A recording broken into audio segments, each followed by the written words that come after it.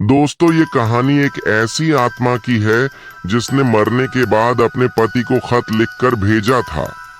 तो चलो कहानी को शुरू करते हैं। अगर आपको हमारी वीडियो अच्छी लगे तो हमारे चैनल माहिर हॉरर स्टोरी को जरूर सब्सक्राइब करें। सुमित एक आइसक्रीम बनाने वाली फैक्ट्री में काम करता था। उसका भरा पूरा परिवार था। हालांकि उसके पास खूब सारी धन दौलत नहीं थी जिससे कि दुनिया की सारी जरूरतों को पूरा किया जाए, लेकिन फिर भी सुमित अपने परिवार के साथ बड़े ही प्यार के साथ रहता था। वह बहुत ही ज्यादा मददगार स्वभाव का भी था। जब भी किसी पर मुसीबत आती तो वह फट से हर किसी की मदद करने के लिए आगे आ जाता था। कभी कभी तो उसके घर वाले उसे यह समझाते भी थे कि हमें किसी भी अनजान की मदद नहीं करनी चाहिए, लेकिन सुमित की आदत मददगार स्वभाव की थी, इसलिए उससे मदद किए बिना रहा नहीं जाता था। वह सोचता था कि अगर हम किसी की मदद करते हैं तो यह आदत हमें आगे जाकर बहुत फायदा पहुंचाती है। एक दिन की बात है। हर दिन की तरह सुमित फैक्ट्री पर काम खत्म करके शाम को अपने घर की ओर जा रहा था। आज भी वह शहर की एक ऐसी गली से गुजर रहा था जो लोगों के बीच बदनाम थी। अब ये सोचने की बात है कि कोई गली क्यों बदनाम हो सकती है। इसके पीछे एक बड़ा कारण था। दरअसल लोग कहते थे कि उसी गली में 19 साल की एक युवा लड़की ने छत से कूदकर अपनी जान दे दी थी। उस लड़की की मौत के असली कारण के बारे में कोई पता नहीं लगा सका। बहुत से लोग तो यही मानते थे कि वह लड़की इसलिए मरी क्योंकि उसके बॉयफ्रेंड ने उसे धोखा दे दिया था। अब मरने के बाद वह अपने बॉयफ्रेंड से बदला लेने की तलाश में थी।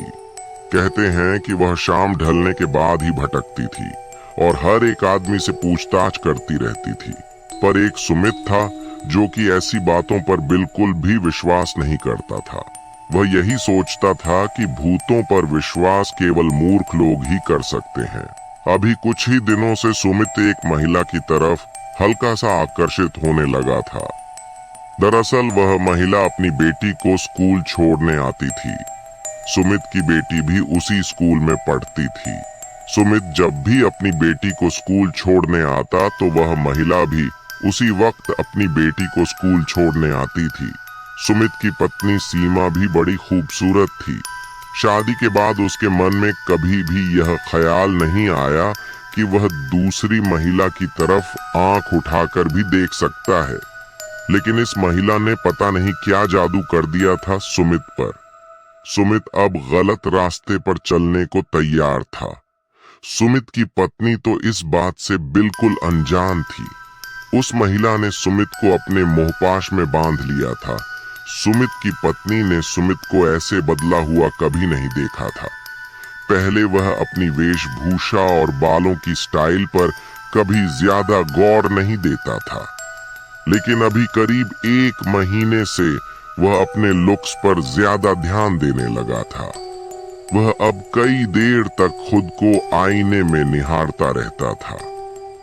कभी कभी तो सीमा के मन में शक की सुई घूमने लगती थी, लेकिन दूसरे ही पल वह इस ख्याल को अपने दिमाग से निकाल देती थी। उसे सुमित पर इतना तो विश्वास था कि वह उसे धोखा नहीं दे सकता है। आज जब वह महिला अपनी बेटी को स्कूल छोड़ने के लिए आई तो सुमित से रुका नहीं गया। सुमित ने हिम्मत जुटाई और वह उस महिला के पास चला गया। उस महिला के समीप पहुंचते ही सुमित की धड़कनें तेज हो गईं। पता नहीं क्या हुआ कि वह उस महिला के सामने खड़ा होकर आवाज तक नहीं निकाल पाया। उस महिला ने अपनी बड़ी नशीली आंखों को दिखाते हुए उससे पूछा, क्या हुआ? क्या आप मुझे कुछ कहना चाहते हैं? सुमित ने बड़ी ही मुश्किल से जवाब दिया गया, नहीं, मैं कुछ खास नहीं कहना चाहता हूं। मैं बस इतना ही कहना चाहता हूं कि आपकी बेटी बड़ी ही प्यारी है। यह सुनते ही वह महिला जोर से हंसने लगी। उसने सुमित को इस प्रशंसा के लिए धन्यवाद कहा। फिर वह बोली कि आपको तो यह बड़ी ही प्यारी लगी, लेकिन एक मेरे पति है जिनको यह पसंद ही नहीं आती है। लेकिन मैं अब इस बात को ज्यादा दिमाग पर नहीं लेती। मैं अपने पति की इस बात से वाकिफ हो चुकी हूँ कि वो अपनी बेटी को बिल्कुल भी नहीं चाहता है, इसलिए हम अलग ही रहते हैं। सुमित बोला, मुझे आपके लिए बहुत दुख है कि आपके पति आपकी बेटी को पसंद ही नहीं करते हैं। बेटियां तो माता लक्ष्मी का साक्षात स्वरूप होती हैं, फिर भी ना जाने क्यों उन्हें अपनी प्यारी सी बेटी पसंद क्यों नहीं है। इसका क्या कारण है? उस महिला ने कहा, देखिए, ये मामला थोड़ा सा निजी है। मैं आपको बस इतना ही बता सकती हूँ कि मेरे पति को कोई कारण के चलते अपनी बेटी पसंद नहीं है। फिर वह 2 मिनट रुककर बोली, क्या आप मेरा एक काम कर सकते हैं क्या? सुमित बोला, जी हाँ, क्यों नहीं, आप बस काम बोलिए। वह महिला बोली, जी, आपको यह काम करना है कि आप मेरे पति को यह खत दे देना। यह खत मैंने उन्हें ही लिखा है। इसमें कई महत्वपूर्ण बातें लिखी हैं मैंने। चिट्ठी पर मेरे पति के मकान का पता भी लिखा है।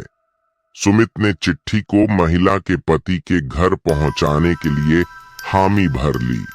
उसने वह चिट्ठी उस महिला से ले ली। जैसे ही सुमित ने चिट्ठी को पकड़ा, उतने में ही वह महिला हर दिन की तरह टैक्सी में बैठी और फुर्र से गायब हो गई। सुमित उस महिला के पति के घर की ओर निकल पड़ा। जैसे ही वह उस पते पर पहुंचा, उसने जोर से दरवाजे की घंटी बजाई। कुछ ही सेकंड में एक बूढ़े व्यक्ति ने आकर दरवाजा खोला। उस आदमी ने अपने बारे में बताया कि वह सुरेश का पिता है। सुमित समझ गया कि उस महिला के पति का नाम सुरेश था।